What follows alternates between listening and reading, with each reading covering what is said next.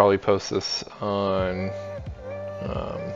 Moxfield, so if you want to see the full list there, you can click on the link.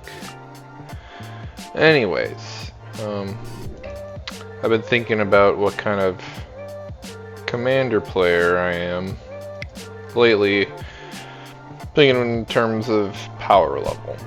I think 10 is, no questions asked, the CDH kind of scene. I like CDH only when it's particularly one-on-one. Don't really like this hand. I got one colored source.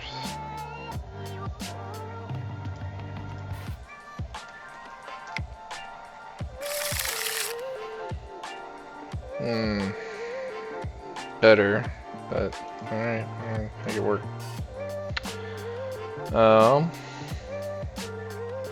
Let's get rid of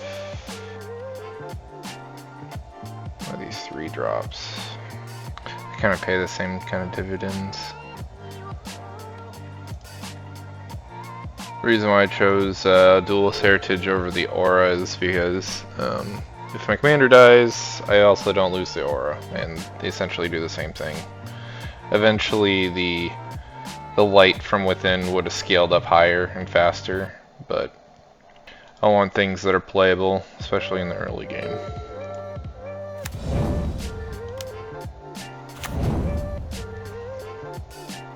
I feel like I've played against this guy in the past. He's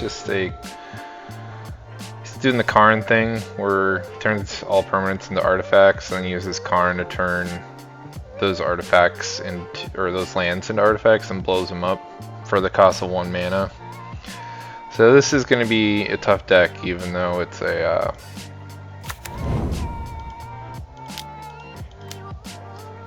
I guess it's mid to high power. I could respect that because he doesn't have access to colors. All he does is ramp, and card advantage kind of sucks. But he is playing a strategy that is trying to end the game.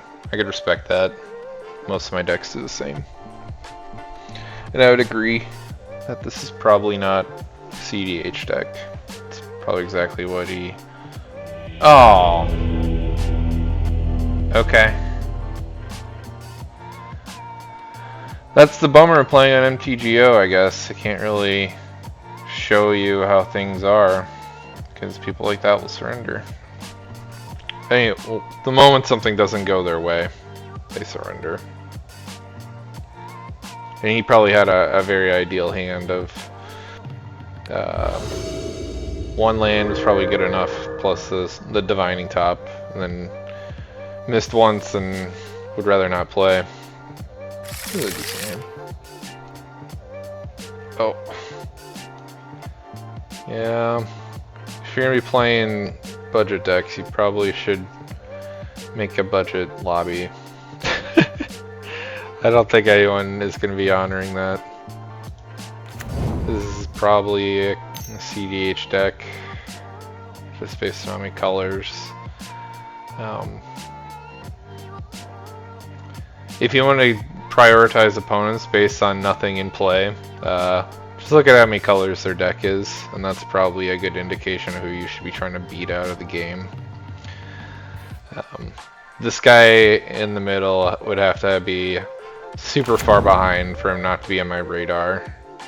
Jetmir is probably just a value deck. Make a bunch of tokens, and they do an all-out swing. They win in combat. I respect that. My deck typically wins in combat. Although my deck has the lovely effect of making you pay 2 life every time you cast a spell. So even if I don't do the combat thing, eventually they'll die from just playing their deck. It's like a pseudo backup to a backup to a backup plan. Letting people die to casting their own spells or locking them out from playing the game because they got so low of a life total. I can say this though, it happens every game where someone can't play the game because they're such a low life total. So I guess it's relevant. And if I'm, you know, the second to last player in the game, it happens 3 times, where the amount of spells you cast in a turn matters, or in a game matters. Fun tips for MTGO is right-clicking and yielding through the turn. My only piece of advice is pay close attention to down here, where it says the person's turn, like whose turn it is, because I would never hit the yield through this turn button on this player's turn, because sometimes there's a delay with when you put inputs into the game, and when you do that, this player will the final player before you will pass their turn, and it won't register until it's actively your turn, and you accidentally skip your turn. And I've done that many times as a beginner MTGO player. So it's about to go to Voracleck's turn, and then when it does, instead of right-clicking, passing through his turn, I'll right-click and do yield until next end step. Which is what I want to do. I want to Enlighten Tutor and get a... I'm probably gonna get a Soul Ring, just because I want to do the opposition agent on someone. I don't really need 4 mana to do anything in my hand, so I'm just gonna get that instead. But I'll get back to my original thought about who I am as a Magic player, and I like CDH and playing CDH decks when it's one-on-one, because in that kind of atmosphere, if I'm to play in more than one-on-one, like if I was to play a 4-person game or a 3-person game, I have to mutually respect that everyone will make optimal plays without their emotions getting involved.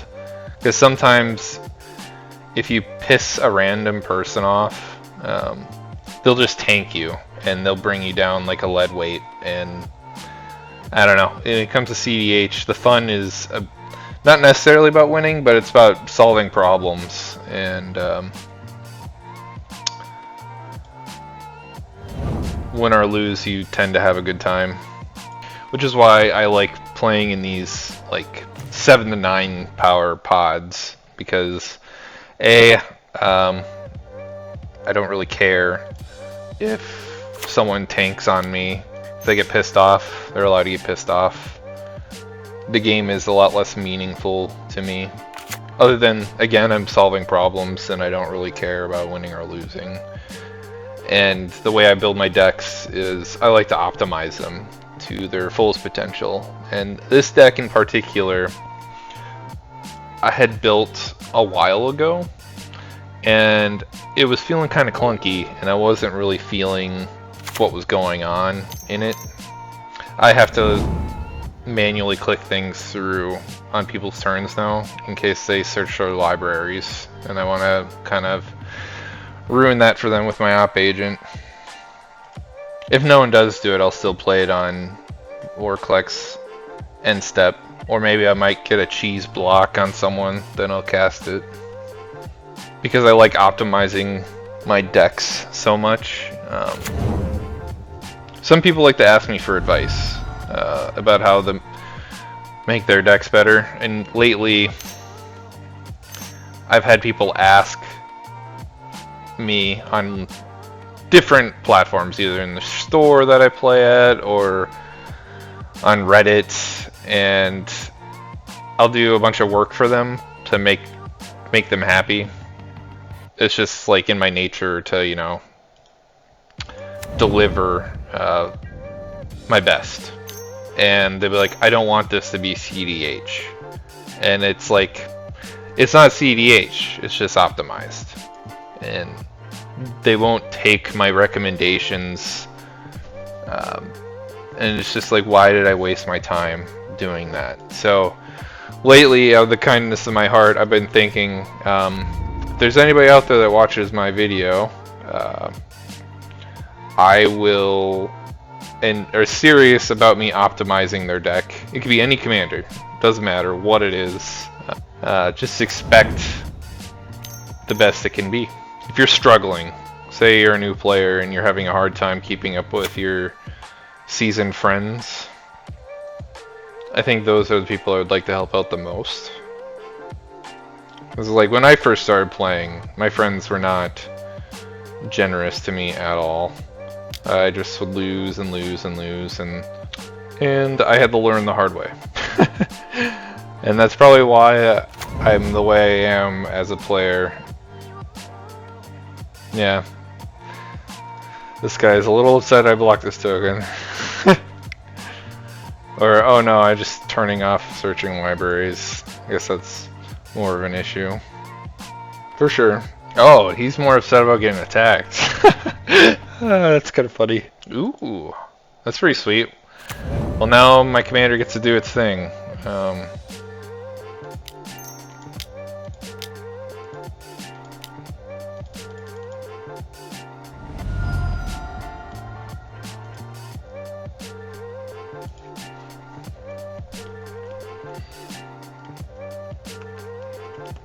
This guy's like, I don't run many tutors in my budget deck. Well, there's not many tutors under 8 ticks. Not surprised by that.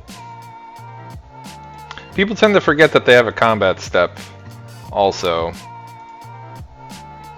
And this guy is making a comment about how it's hard. I was telling him we can't run many tutors under 8 ticks, but he is correct. You could build a really powerful deck on MTGO that has a, he's saying a 72 market value, a $70 market value of his deck in paper, which is it's a sweet deal.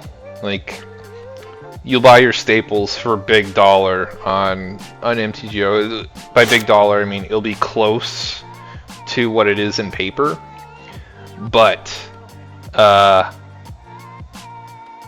most cards on MTGO are pennies, just pennies. You'll be able to see when I post the deck in the video in the description. You'll be able to toggle what it's worth in paper versus what it's worth on MTGO, and you will be just blown away of how much it costs. Just turning a yield on for my trigger so I don't have to click a bunch.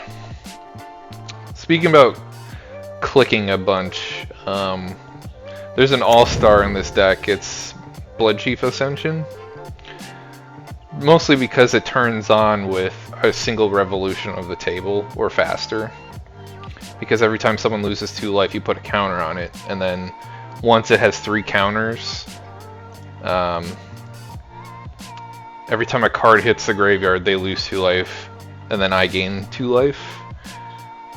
Most of the time, that's pretty hard to pull off in a regular thing, but because my commander makes you pay 2 life to cast anything, that's why it's so easy to get started and ramped up.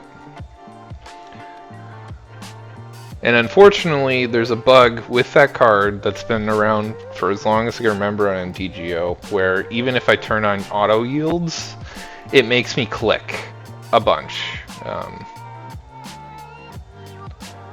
And I'm thinking of a game last night that I wasn't recording because it was just so painfully long, because there was a wheels player in my game, and basically he was putting on the stack 8+ triggers of my Ascension on the stack that I had to manually click through, and he made me do this, you know, a ton of times, and I basically sucked out 30 minutes of my clock just hitting yes to things over and over and over again.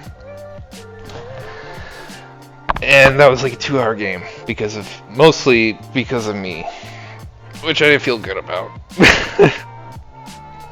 I did win that game, weirdly enough. I had a weird scenario go down where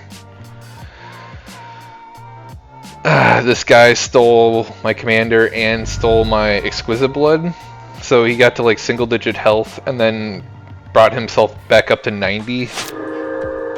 So that was a brutal game to be a part of. The 4-color deck missed the land drop, so I might be less inclined to beat on him and might focus on this guy. Just because it's a creature-based deck doesn't mean I can't destroy people. It's very capable of doing that. If I pick up another black source, I'm going to slam this Bulls of Citadel. I don't think I can block this. Yeah, it has Menace. My final opponent is playing the budget deck. Mikaeus is just a combo enabler. He probably has some kind of setup to do an infinite loop and kill us with a... what do you call it? An aristocrat kind of effect, where every time something dies, we lose life. Probably has that. And the way you could do it is with something that has persist, because it puts a -1 counter on itself. And when a non-human creature dies, it comes in with a undying of +1/+1 counter. So both counters go on, then they cancel each other and fall off the creature, and that's how you're able to loop Putrid Goblin over and over again. And then there's one other creature that's black and has persist and lets you do the same thing. I don't remember what it's called, but I know it's a... I think it's a 3-drop. Zombie of some kind. Yeah, I'm probably gonna beat on this guy with my next attack. If we get another land, the Citadel come down. If not, Conquerors fail, hit him for 7, and then put him on a clock. No, he's got a blocker now. Okay, well, let's see if he wants to block or not. He probably won't. He'll probably just take the 7, make a 2/2 flyer, and just perma lock me out for a bit. I might just exile that with this spell instead. It's pretty expensive. Ooh, okay. Land's the better play though. Oh, and by the way, if you are a player that just wants to improve their deck,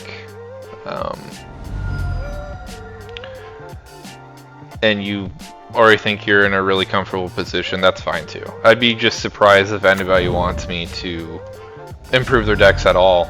Ooh, Painful Quandary. Hell yes. That's pretty sweet. I'm just gonna do this until I brick on a land. Ooh, there we go. Spirit Link, that'll help me keep my life total up. This is the gimmick part of the deck that I love. Because I'm paying so much life to do things, this is like stacking lifelink. Like back in the old days, when lifelink first came out in Shadowmoor and Morningtide, it used to be able to stack because of the wording. And stuff like Spirit Link, Vampiric Link, it doesn't specifically says lifelink on it. So I'm essentially stacking lifelink. I'll swing for 5, but I'll gain 10 back. Sentinel Eyes was something I recently just threw in this deck. I've been having like some weird games where I turn myself into archenemy. I shouldn't say weird, because that seems to happen at least at some point in the game. You have to deal with me, or otherwise I'm gonna run away with it. It's like, man, I wish I had a blocker, and I was like, what's a cheap, efficient way to have a blocker? Let's do Vigilance. And then, you know, going through all the Vigilance cards that exist in Magic, I'm like, what is there? And cheaper is always better for the effect that I want. I'm not trying to soup up multiple creatures, so I was like, let's just do an aura. There has to be some cheap auras. And then, lo and behold, this card came up in my like search engine on Card Kingdom.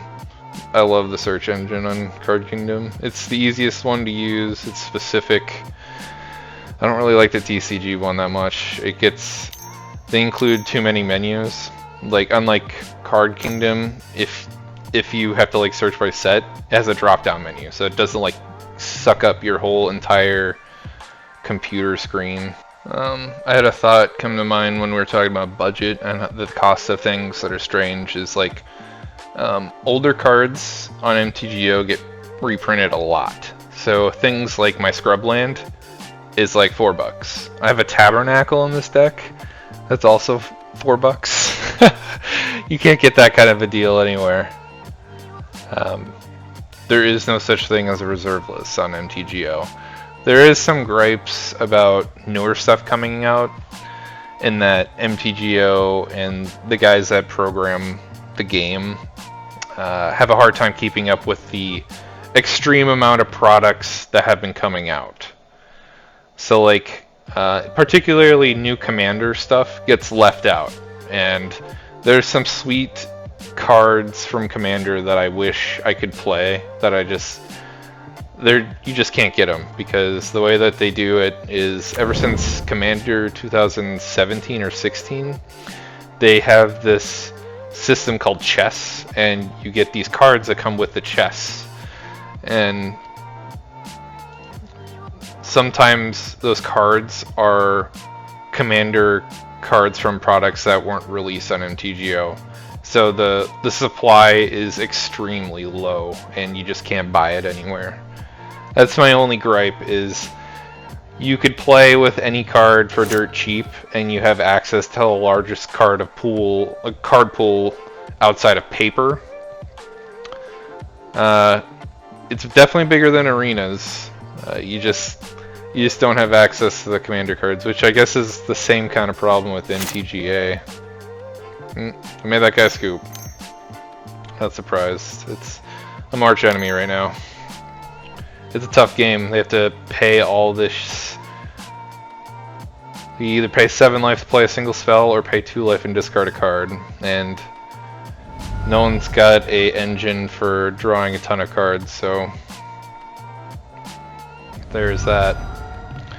And the reason I used to call this deck Chutes and Ladders, because your life total just goes up and down throughout the game. Like in my last turn, you saw me go to 18 life or whatever, and now I'm back up to this, and I'm probably going to go up even higher, or even lower and back up to where I left off come my turn, if I get to untap with my Bolas' Citadel again. I can't block. And on my turn, I'm probably going to kill this Griffin, just so he doesn't have any more blockers to deal with me in the air. He's going to get one no matter what here. But at least I could put that on pause. Oh, this thing has Vigilance too? That's really cool. Oh no, he just meets the requirements. Man, Jetmir's pretty fun. It just sucks, because the game pretty much ends for you if a board wipe happens. And me finding one is pretty likely. I'm already 17 cards deep, and I'll probably go even deeper if I don't hit another land. Of the keyword abilities that exist in Magic, I think Lifelink and Vigilance are kind of the unsung heroes of, you know, being underplayed. People in my shop hear me talk about that all the time, but it allows you to be aggressive and defensive at the same time.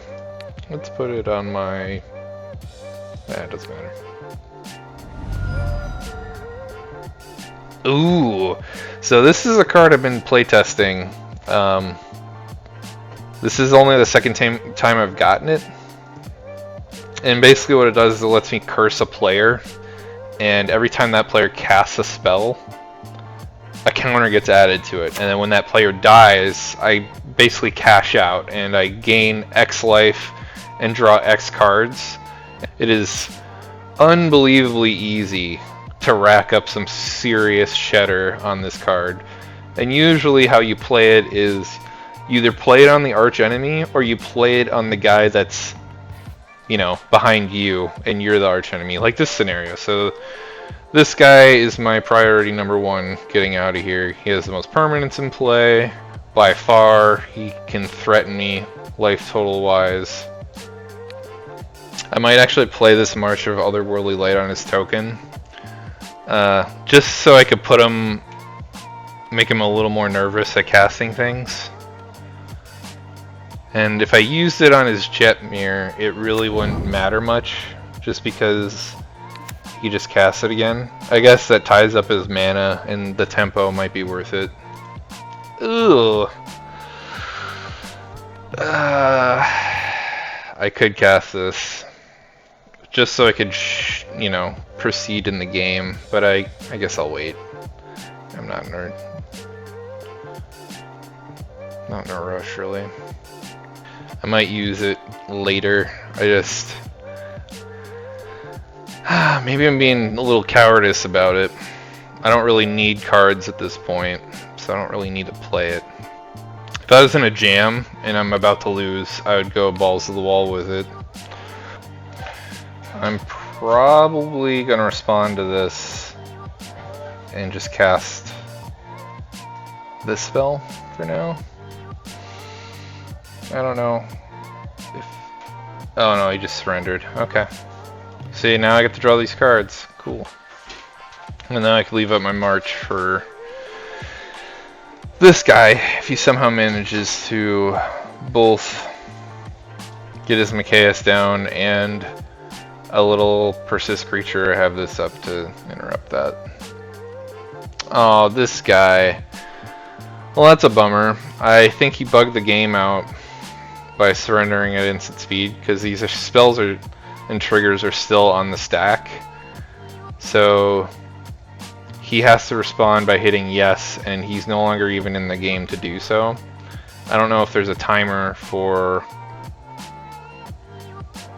this particular scenario, if they get booted. It's... I hate people who surrender at instant speed. Let me look. Oh. They all three of them surrendered. Nice. I think I'll give this to... I'll give this to the budget player. I don't know. I don't like surrendering at instant speed, and I don't like surrendering because the game's not going your way. And this guy, he only had the stuff is all random. This guy surrendered too early. This guy was sitting to my right and surrendered at instant speed. And then this guy surrendered because he probably didn't have a snowball's chance in hell at beating me. I think this is the only one I'm okay with people surrendering for. I don't like either. I don't like any people that do that. If you're gonna surrender, do it at sorcerer speed. It's just like so things like this don't happen. But yeah, that's the deck. That's how it plays. When I first made it, I wasn't really liking it because it felt clunky. And, you know, 2 years go by since I last built it, and all of a sudden, you know, because Magic has just been pumping out products, there has been a lot of things to update the decks that I have.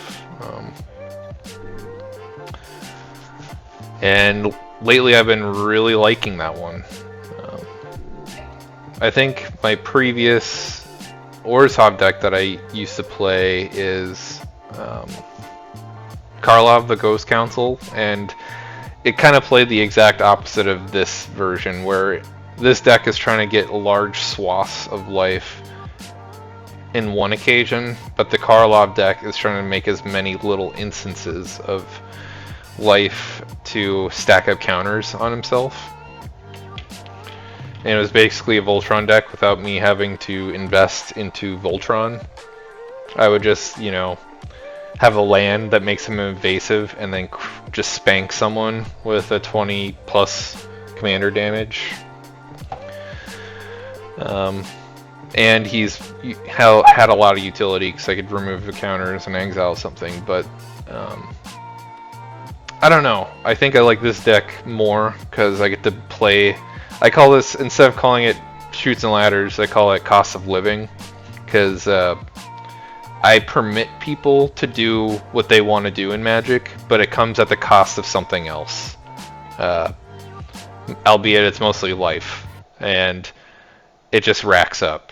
And I love that aspect about taxes, and I like the gimmick in this deck of trying to get large swaths of life through Spirit Link and Vampiric Link and Soul Link, and just doubling my life return for dirt cheap.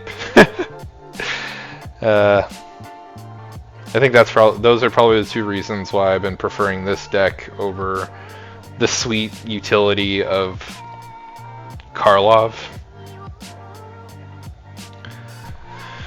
But that's the video. I'd like to remind people, just if they want me to optimize their decks, they can post a link in the comment section on YouTube, and I will take that. I'll play it as is on MTGO. I will mention the things I'm liking, the things I'm not liking, and then I will play the souped up version of your deck, the way I would play it. So, I guess that's a future video to come. I guess it may or may not happen, depending if I get anybody to participate. I'm not that popular of a dude. I guess if anyone bites, it'll be probably someone from my shop. But thank you for your time. Bye.